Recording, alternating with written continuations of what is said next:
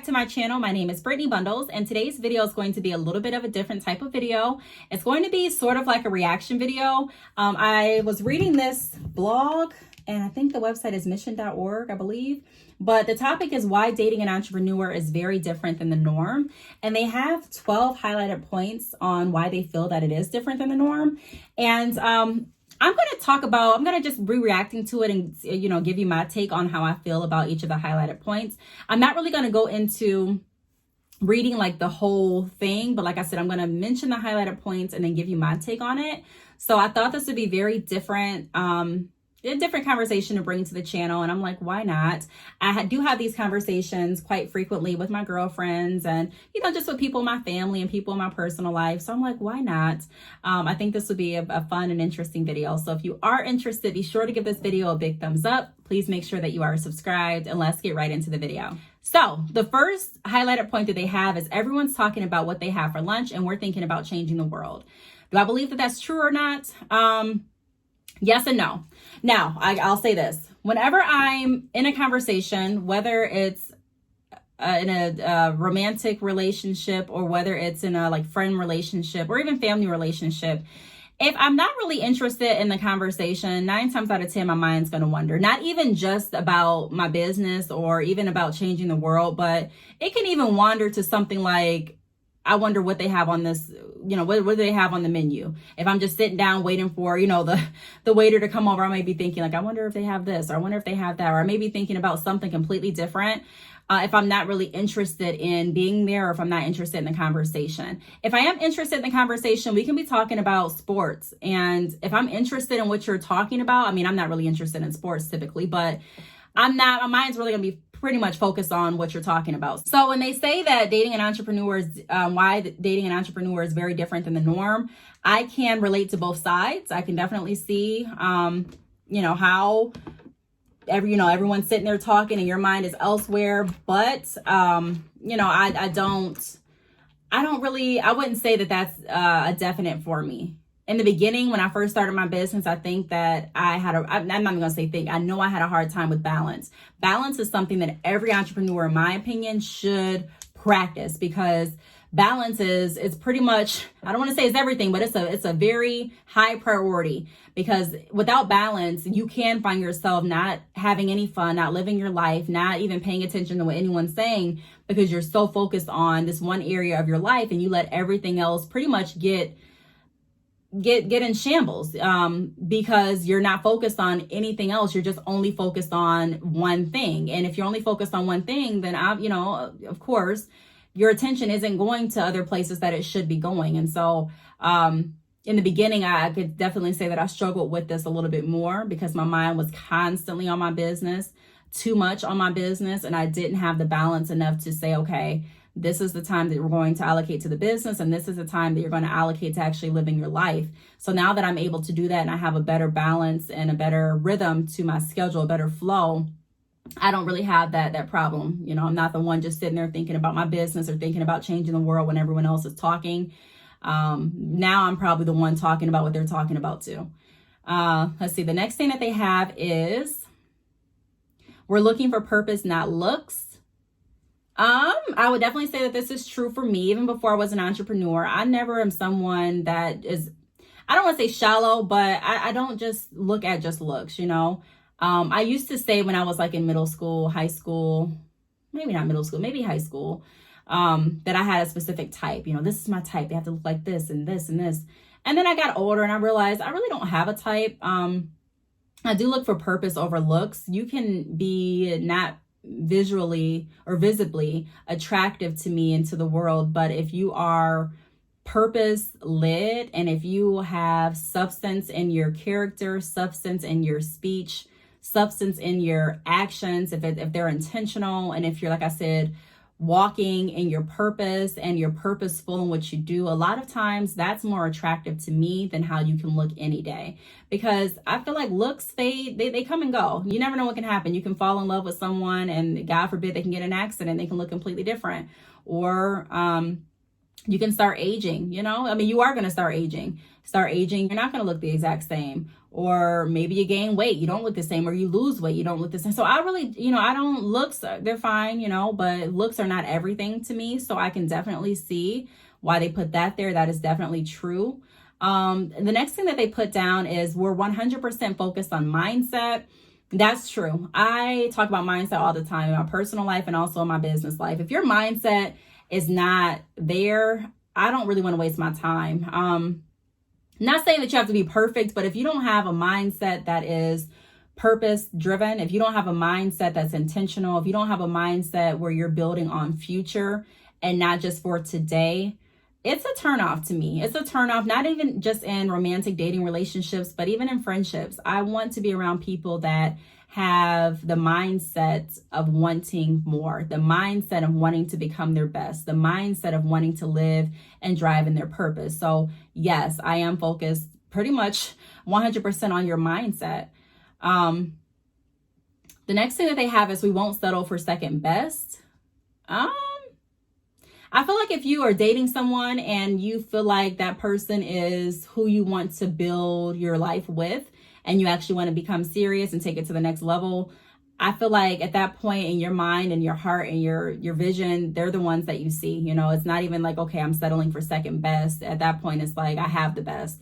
So I guess in a sense, they're right. You don't want to settle for second best. You do want the best. But if you have found someone that has captured your heart and your mind, then, you're in my opinion, in my experience, you start to feel like they are the best. So yes, I guess that can be true that you won't settle for second best because, like I just said, who you fall in love with is, at that point, we start to look at as the best. We want to do the impossible. I don't want to say that I want to do the impossible. I'm very realistic, and everyone's realistic is different. Everyone's perception is different, but I don't consider, like when I'm thinking of achieving my goals, I never think that they're impossible to achieve. I never set out saying I'm going to reach the impossible, because I feel like everything that I want to do is possible, So I guess I can see where they're coming from. I think they're saying this in a way that says that we think that everything is possible to achieve. And if that's how they're meaning for this to say or to read, then I agree. I do believe that all things are possible. I don't believe there's any limitations, and it goes back to mindset. If I'm looking at dating someone and their mindset is very closed-minded, they're not open to any new perspectives, they feel like they know everything, they feel like their way is the best way, they feel like, there's no point of even trying because it's not going to work. If they're not really optimistic, hopeful, and have a mindset of everything's possible, that's another turnoff. So I know for me, I do believe, like I just mentioned, that everything is possible. If you tell me that your goal is to own 20 businesses before you die, I say that it's possible. It's possible to do. Somebody else may say it's not possible, but I believe that you dictate what your life, what your possibilities are. You dictate what you're going to go after, and you dictate what foundation you build your success in your life on. The Bible tells me that all things are possible. That's what I'm believing. I'm not going to settle for anything else. I'm not going to say, well, no, it's not. So I guess answering the last question, we won't settle for second best. I guess that is true. No, I don't want to settle for second best, even in my life. If I feel like I'm not living my best life, I don't want to settle for it. There's more, and there's always something that I can do to get the life that I want to live. There's always something that I can do to reach my goals. And like I said, as long as you are on the right team and you have the right foundation, the right mindset, and you're purpose driven, there's literally nothing you can't do. Okay, so the next thing it says is everything has to be simpler than it is. I can say I'm guilty of that. Sometimes, people will get to talking and they'll be like, okay, all you have to do is this, and this. And then I'm like, oh, okay, yeah, you can do it that way, but then you also can do it this way. Not because I think that everything has to be simpler, but because I'm strongly rooted in believing that there's multiple ways to get the same outcome. You don't have to follow this exact path to get to this destination. I mean, you can take a couple different routes to get there. So, yeah, I can agree with that too. I've been guilty of trying to find simpler ways to do things that people have presented to me. And then the next thing is we'd rather be inspired than stuff our face. I'm gonna say I love stuff in my face too. I love eating and I love being inspired. I feel like I can really find inspiration through a lot of things. So I'm definitely not going to pass up a meal, even if it's, I wouldn't see myself saying, no, I'm not going to go out because I'm trying to be inspired. I don't see myself doing that. And maybe that's not what this means, but just how I am reading it, interpreting it.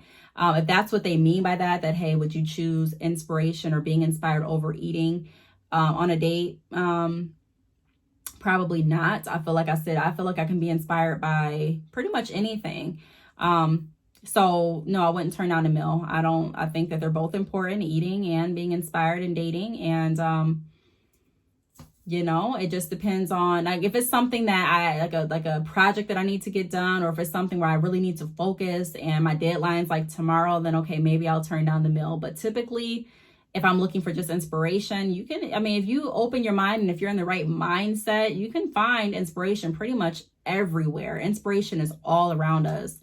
And then the last thing that they put is we are prepared to work harder than everyone else. For me, I don't put myself up against anyone. I don't say I'm working harder than you're working. I think a lot of times in relationships, especially in entrepreneurial relationships, that's one thing that I've noticed has been a challenge, making sure that you balance the competitiveness.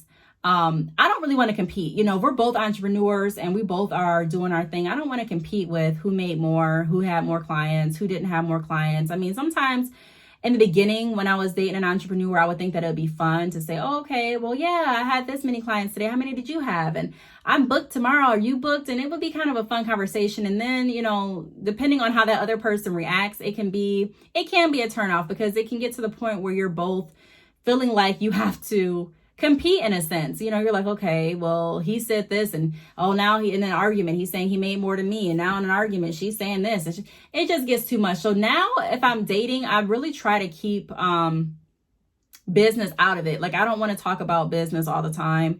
I don't want to talk about how many clients you had, how much you made, which I don't really want to talk about that all day. I feel like if you balance your life correctly, you have enough time to talk about business. But then when you're done with business, you should have enough time to talk about that person. Sometimes as entrepreneurs, we allow our businesses to consume us. So the only thing that we have to talk about and the only thing that we want to talk about is the business, which is great. Talk about your business, but I don't want that to be the only thing that I'm talking about. I'm only talking about my business. I'm only talking about my goals. I'm only talking about my plans and what I expect to happen next year. I don't want to just be that person. I want to also talk about me, like what I like, what movie I'm watching, what food do I like to eat, who I am as a person, what things make me laugh, what things make me cry, my favorite color, my favorite sports. I like to talk about different things too. So, what was the question again? I kind of got sidetracked. Let me go back. The last question was, we are prepared to work harder than everyone else. So I don't like to put myself up against anyone else and say I'm working harder than this person. Sometimes it's obvious, if you're dating someone and you are constantly on the go and they're not, it's clear that you're working harder than them at that point. However, just because you're working harder does not mean that you're going further. And that's something I've learned. It's not about who works the hardest. It's not about, who works the longest, but it's who actually works the smartest.